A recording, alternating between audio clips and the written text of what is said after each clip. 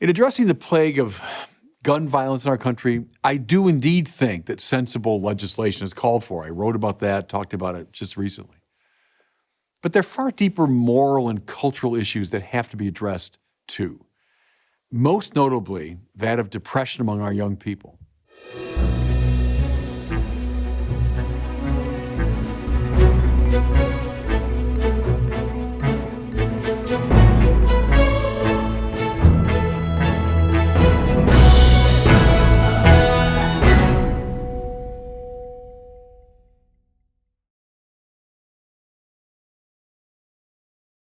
Like every other reasonable person in our society, I'm worried sick about the phenomenon of gun violence.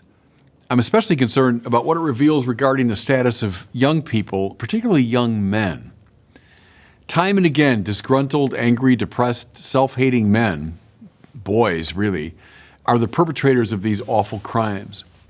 As I speak these words, images of Robert E. Cremo, the 21-year-old who's confessed to killing 7 and wounding dozens more in Highland Park, Illinois, are circulating on social media. And his face has rather burned itself into my mind. He just looks so lost, physically, psychologically, spiritually. Now, I fully realize Cremo's exceptional. I don't tend to extrapolate from him to all young people. But frankly, evidence has been piling up for some time that youth, especially boys and young men, are suffering badly in our society. To give just one example, Derek Thompson's article in The Atlantic from April of this year reveals that from 2009 to 2021, I'm quoting him now, feelings of sadness and hopelessness among American teenagers rose astonishingly from 26% to 44%. And the increase in depression was consistent across all major categories: male, female, black, white, LGBT, etc. Here are Thompson's own words. I'm quoting again. Since 2009, sadness and hopelessness have increased for every race, for straight teens and gay teens, for teens who say they've never had sex, for those who say they've had sex with males and or females, for students in each year of high school, for teens in all 50 states and the District of Columbia, close quote. Well, Houston, we got a problem. What's causing this drastic increase in unhappiness?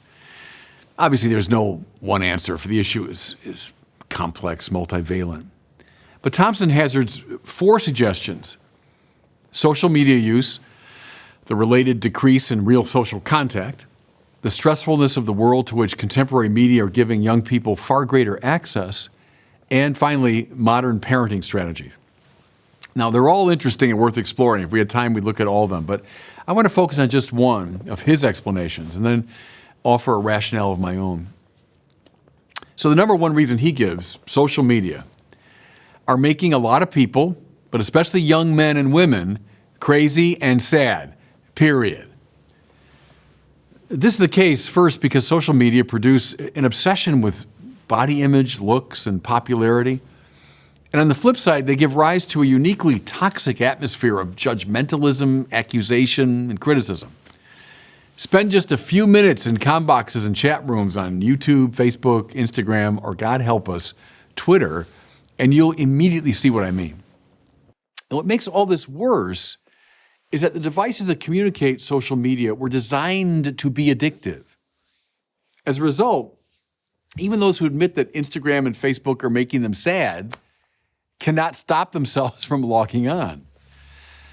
Closely related problem is that social media are so dominant in the lives of kids that they effectively supplant activities that rather naturally bring joy. The average young person spends 5, 6, 7 hours a day on social media.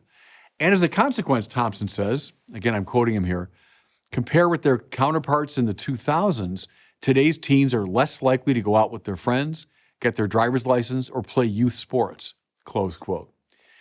Moreover, as sociologist Jean Twenge, whom I've cited many times before, she's shown the tight correlation between screen time and depression. And I think for pretty obvious reasons. Because one of the surest firewalls against feelings of sadness is steady contact with other human beings. But the social media preclude this, locking a lot of our young people into this virtual world. I know this is oversimplifying a bit, but Contrast the image of a young kid playing a lively game of baseball or soccer or something with his friends, and then the picture of a young kid hunched alone over his iPhone. I mean, which of those kids seems happier? Now, as for my own explanation of the phenomenon of teen depression, I'd emphasize a theme I've been harping on, frankly, for years, what I call the culture of self-invention. It's now a fundamental orthodoxy of the culture that values, epistemic, moral, aesthetic, are generated from within one's own subjectivity. In a word, each individual determines what's right and wrong, good and bad, beautiful or ugly, for her or for him. There's no truth, only my truth and your truth. There's nothing that's objectively beautiful, only what I think is beautiful and you think is beautiful. But see, everybody, this attitude is disastrous, both psychologically and spiritually, for it essentially locks a person into the narrow confines of his own little range of experience. It prevents a young man or young woman from moving outside the tiny ambit of what she can imagine or hope for. The best moments in life, in point of fact, are those in which objective values, I mean real truths, real moral absolutes, real beauty, break through the carapace, the protective shell of one's own subjectivity, and lift one up to the contemplation of something new, something that stands rather wonderfully beyond what one even thought possible. More to it, objective goods connect us to one another.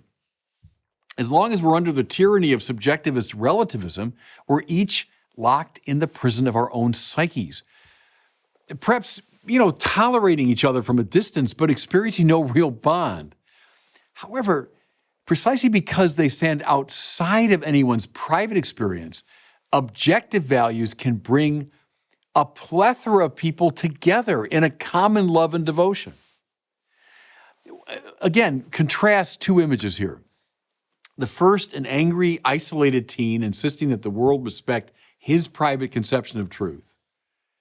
And the second, of a group of teens joyfully giving themselves together to a common purpose, to a common good. In addressing the plague of gun violence in our country, I do indeed think that sensible legislation is called for. I wrote about that, talked about it just recently. But there are far deeper moral and cultural issues that have to be addressed too. Most notably, that of depression among our young people. So, two simple suggestions. Set limits to the amount of time that teens are spending on social media. And try to introduce them any way you can to the world of objective value.